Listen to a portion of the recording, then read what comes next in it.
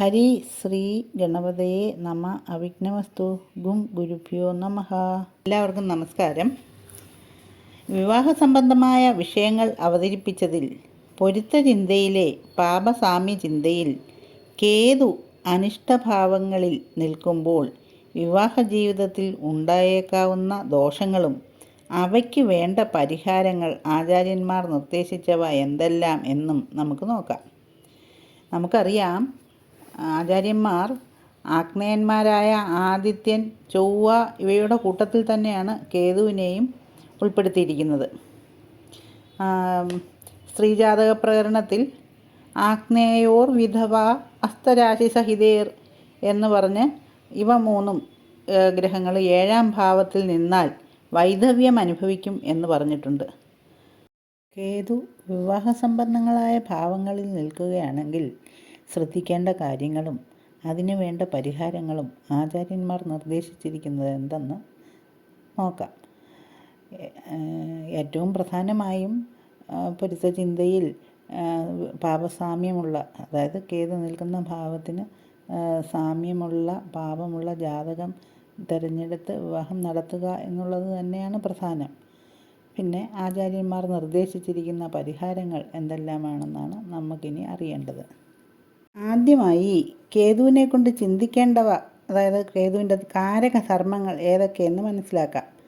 മതം, ജ്യോതിഷം, മോക്ഷം, അഗ്നി, വ്രണങ്ങളുടെ പാടുകൾ, മന്ത്രദീക്ഷ, തത്വചിന്ത, ക്ഷുദ്രകർമ്മങ്ങൾ, ഗണപതി, ഭിക്ഷാടനം, മുത്തച്ഛൻ, മുത്തശ്ശി, ആഭിചാരം, ദുർമൂർത്തികളെ പൂജിക്കൽ, മാംസം, രക്തം, മദ്യം, രഹസ്യബന്ധങ്ങൾ, വർഗീയവാദം, സാഹിത്യാദി കലകളിൽ താൽപ്പര്യം, മായാസ്വഭാവം, സന്യാസം, ഗൂഢശാസ്ത്രങ്ങളിൽ താൽപ്പര്യം, സ്വാർത്ഥത, മതപരമായ പ്രകടനപരത, വധകൃത്യങ്ങൾ, രഹസ്യ താൽപ്പര്യങ്ങൾ, കലഹങ്ങൾ, വൈരാഗ്യം, ആത്മജ്ഞാനം, വിഷം, ഭിക്ഷാടനം, ജപ്തി, ആണികൾ, മുള്ളുകൾ, സൂചികൾ ഇവ കൊണ്ടുള്ള മുറിവുകൾ, മയക്കുമരുന്നുകൾ, അഗ്നിമൂലം അപകടം തുടങ്ങിയവയൊക്കെ കേതുവിൻ്റെ കാരകധർമ്മങ്ങളിൽ പെടുന്നു. ഇനി കേതു ചില ഭാവങ്ങളിൽ, അതായത് വിവാഹ സംബന്ധമായ അനിഷ്ടഭാവങ്ങളിൽ നിൽക്കുമ്പോൾ എന്തൊക്കെയാണ് ഫലമെന്ന് നമുക്കൊന്ന് നോക്കാം. കേതു ലഗ്നത്തിൽ നിന്നാൽ ഭയം, ജ്വരാതിസാരം, സ്ഥാനഭ്രംശം, വിദേശവാസം. ഇനി 2-ലാണെങ്കിലോ ധനനാശം, വാക്കിന് പൗരുഷ്യം, മനോദുരിതം, മരണകാരണമായ രോഗങ്ങൾ. 4-ൽ നിന്നാലോ മാതൃദുരിതം, വാഹനാപകടം, കളത്തപുത്രാദികൾക്ക് ദുരിതം, അന്യദേശവാസം.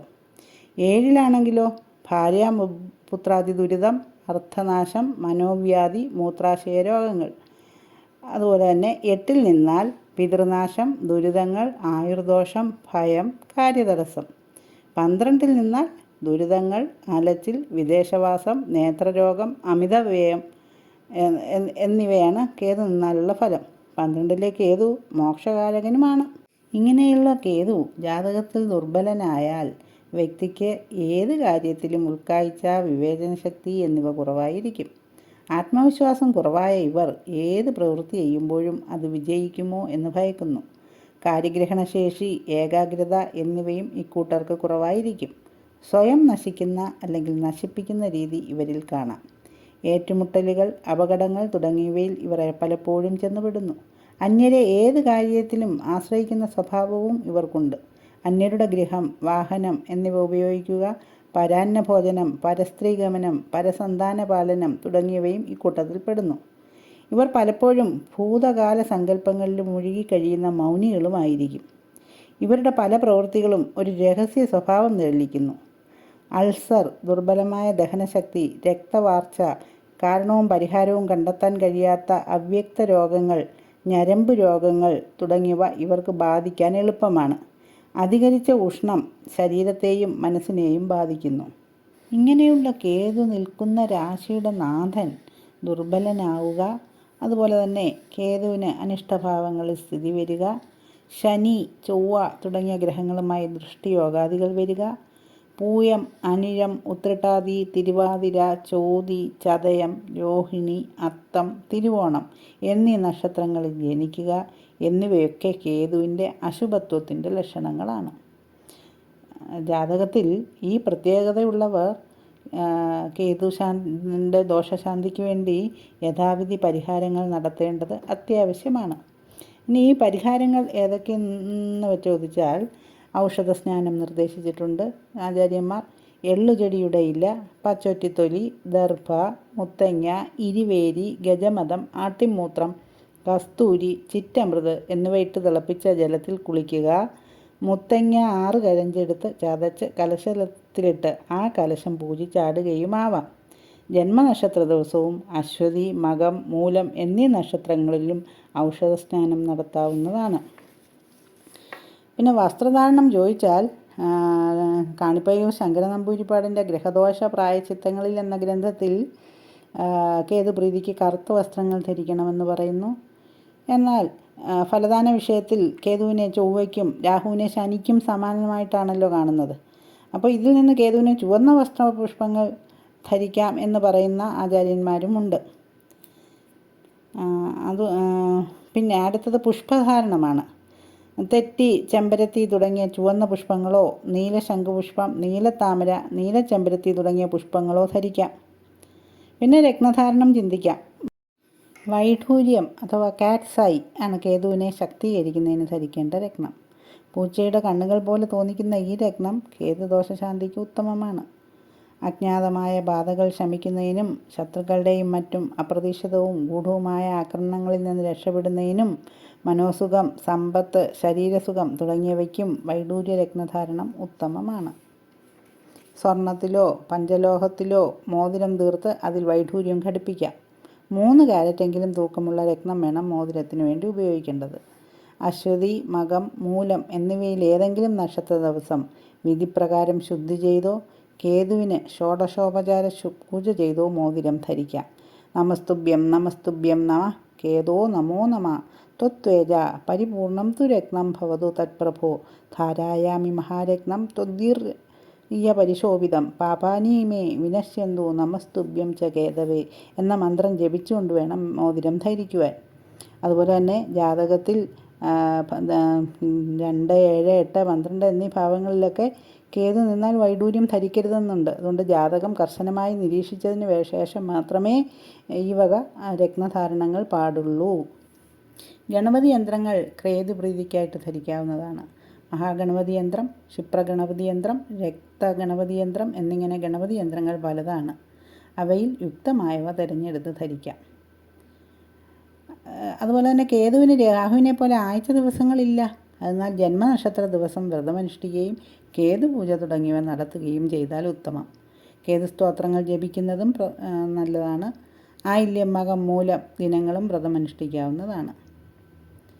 കറുത്ത പുഷ്പങ്ങളോ ചുവന്ന പുഷ്പങ്ങളോ കേതുപൂജയ്ക്ക് ഉപയോഗിക്കാം. ജന്മനക്ഷത്ര ദിവസം, കേതുവിൻ്റെ ദശാപഹാരങ്ങൾ ആരംഭിക്കുന്ന ദിവസം എന്നിവയൊക്കെ കേതുപൂജയ്ക്ക് ഉത്തമമാണ്. പിന്നെ ദാനം പറഞ്ഞിട്ടുണ്ട്. മുതിര, ആട്, ആയുധങ്ങൾ, വൈഢൂര്യം, ചുവന്നതോ കറുത്തതോ ആയ പട്ട് തുടങ്ങിയവയൊക്കെയാണ് ദാനവസ്തുക്കൾ. സ്വർണത്തിലോ വെള്ളിയിലോ പഞ്ചലോഹത്തിലോ നിർമ്മിച്ച കേതു പ്രതിമയും ദാനം ചെയ്യാം. കേതുപ്രീതിക്കായി ഗണപതി ഭജനം തന്നെയാണ് ഉത്തമം. ജാതകത്തിൽ കേതു നിൽക്കുന്ന ഭാവമനുസരിച്ച് വിവിധ മന്ത്രങ്ങളും ഹോമദ്രവ്യങ്ങളും ഉപയോഗിച്ചുകൊണ്ടുള്ള ഗണപതി ഹോമം നടത്താം. ഉദാഹരണമായി കേതു മംഗല്യസ്ഥാനത്ത് നിൽക്കുന്ന ജാതകന് അകാരണമായി വിവാഹത്തിന് കാലതാമസം നേരിടുകയോ തൽസംബന്ധിയായി മറ്റ് ദുരിതങ്ങൾ ഉണ്ടാവുകയോ ചെയ്യാം. ആയതിന് പരിഹാരമായി ചുവന്ന തെറ്റിപ്പൂവ് നാളം കളഞ്ഞ് നെയ്യിൽ മുക്കി സ്വയംവര മന്ത്രം കൊണ്ട് 108 ഉരു വീതം തുടർച്ചയായി 7 ദിവസം ഗണപതി ഹോമം നടത്തണം. കേതു മംഗല്യസ്ഥാനത്ത് നിൽക്കുന്നത് മൂലം ഭാര്യാഭർത്താക്കന്മാർ തമ്മിൽ കലഹം, വിരഹം തുടങ്ങിയവയുണ്ടായാൽ സംവാദ സൂക്തം കൊണ്ട് ഗണപതി ഹോമം നടത്തുന്നത് ഉത്തമമാണ്. ചാമുണ്ഡി ഭജനവും കേതുദോഷശാന്തിക്ക് ചില ആചാര്യന്മാർ നിർദ്ദേശിക്കാറുണ്ട്. കേതു ഓജരാശിയിൽ നിന്നാൽ ഗണപതിയെയും യുഗ്മരാശിയിൽ നിന്നാൽ ചാമുണ്ഡി ദേവിയെയും ഭജിക്കാവുന്നതാണ്. കാര്യങ്ങൾ നിർവിഘ്നം നടത്തുന്നതിനും കാര്യങ്ങൾക്ക് വിഘ്നം വരുത്തുന്നതിനും കഴിവുള്ള ദേവനാണ് ഗണപതി. അതിനാൽ ശുഭകാര്യങ്ങളുടെ അവിഘ്ന പരിസമാപ്തിക്കായി ഗണപതിയെ പൂജിക്കേണ്ടത് അത്യാവശ്യം തന്നെ. കേരളത്തിൽ എല്ലാ ജില്ലകളിലും ഗണപതി പ്രതിഷ്ഠ ഉള്ള ക്ഷേത്രങ്ങളുണ്ട്.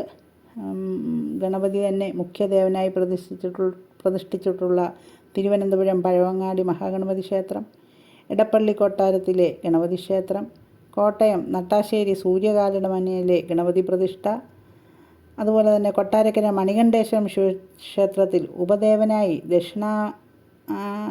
അഭിമുഖമായി ഗണപതിയെ പ്രതിഷ്ഠിച്ചിട്ടുണ്ട്. കൊട്ടാരക്കര ഗണപതി എന്ന പേരിൽ പ്രസിദ്ധമായ ഈ ഗണപതിയുടെ വിഗ്രഹം പെരുന്തച്ചൻ തന്നെ വരിക്കപ്ലാവിൻ്റെ വേരിൽ തീർത്തതാണ് എന്നൊരു ഐതിഹ്യം. ഇവിടെ ഗണപതിയുടെ തിരുമുമ്പിൽ വെച്ച് വാർക്കുന്ന ഉണ്ണിയപ്പം അതിപ്രസിദ്ധമായൊരു വഴിപാടാണ്. വടക്ക് സുൽത്താൻ ബത്തേരി, കാഞ്ഞിരപ്പള്ളി, പമ്പ, വാഴപ്പള്ളി തുടങ്ങിയ സ്ഥലങ്ങളിലും പ്രസിദ്ധങ്ങളായ ഗണപതി ക്ഷേത്രങ്ങളുണ്ട്. ഗണപതിക്ക് ഏറ്റവും പ്രിയപ്പെട്ട വഴിപാട് ഗണപതി ഹോമമാണ്. അപ്പം, അട, മോദകം എന്നിവയാണ് ഗണപതിയുടെ ഇഷ്ട നൈവേദ്യങ്ങൾ. പ്രതിബന്ധങ്ങളെ തരണം ചെയ്യുന്നതിന് ഗണപതിയെ നടയിൽ തേങ്ങ അടിക്കുന്ന പതിവുണ്ട്. നാളികേരം ഛിന്ന ഭിന്നമാകുന്നതോടെ പ്രതിബന്ധങ്ങളും നീങ്ങുമെന്നാണ് വിശ്വാസം.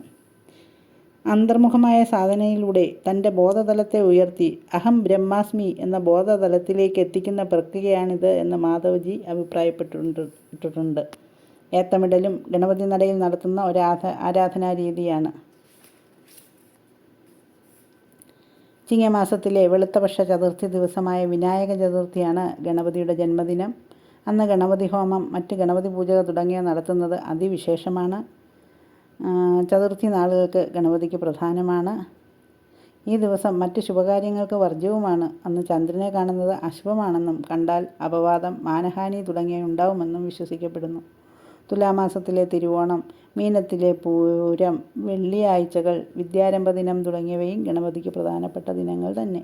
അപ്പോൾ ഇങ്ങനെയൊക്കെയുള്ള ദിവസം ഗണപതിയെ കണ്ട് ദോഷനിവൃത്തിക്ക് പ്രാർത്ഥിക്കാവുന്നതാണ്. കേതു അഷ്ടമത്തിൽ നിൽക്കുകയാണെങ്കിൽ മൃത്യുജ്ഞ ഹോമദ്രവ്യങ്ങൾ ഉപയോഗിച്ച് ഗണപതി ഹോമം നടത്തുന്നത് ആയുർദോഷ ശാന്തിക്ക് ഉത്തമമാണ്. ഇനി ഗ്രഹനിലയിൽ സാധാരണയായി ശി എന്ന് രേഖപ്പെടുത്തുന്ന ശിഹി എന്ന ഈ കേതുവിൻ്റെ ദോഷത്തിൻ്റെ പരിഹാരങ്ങളായിട്ട് ലാൽ കിതാബ് എന്ന ഗ്രന്ഥത്തിൽ പറഞ്ഞ ചില കാര്യങ്ങളിലൂടെ നമുക്ക് നോക്കാം.